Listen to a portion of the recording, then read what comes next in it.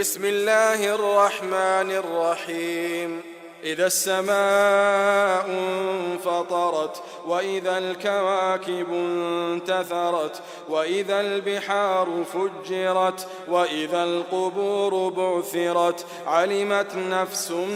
ما قدمت وأخرت يا أيها الإنسان ما غرك بربك الكريم الذي خلقك فسواك فعدلك في أي صورة ما شاء ركبك كلا بل تكذبون بالدين وإن عليكم لحافظين كراما كاتبين يعلمون ما تفعلون إن الأبرار لفي نعيم وإن الفجار لفي جحيم يصلونها يوم الدين وما هم عنها بغائبين